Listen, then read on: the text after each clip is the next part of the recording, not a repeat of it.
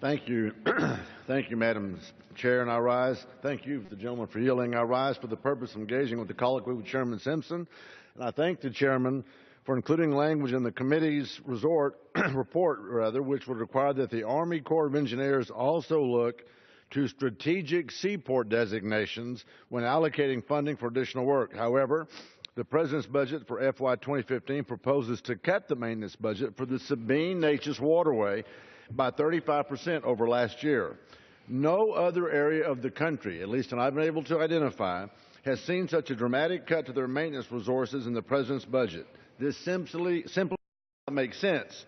The Sabine Neches Waterway is located between Texas and Louisiana and is responsible for the third highest tonnage volume of foreign trade in the nation and supplies 55% of our nation's strategic petroleum reserves.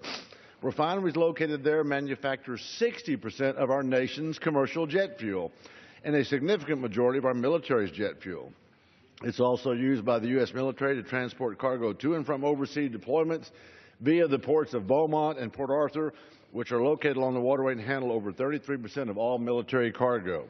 Reducing resources to maintain waterways and harbors like this will restrict commerce, increase costs, and jeopardize safety at a time of increasing trade volume. I believe this cut is extremely short-sighted.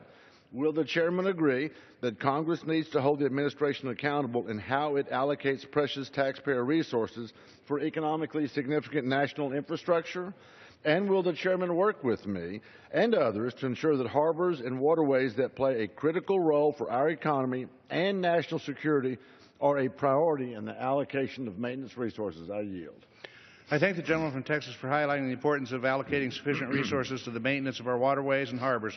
It is for this very reason that he articulated that the bill being considered today increases funding for navigation maintenance by 18% above the budget request.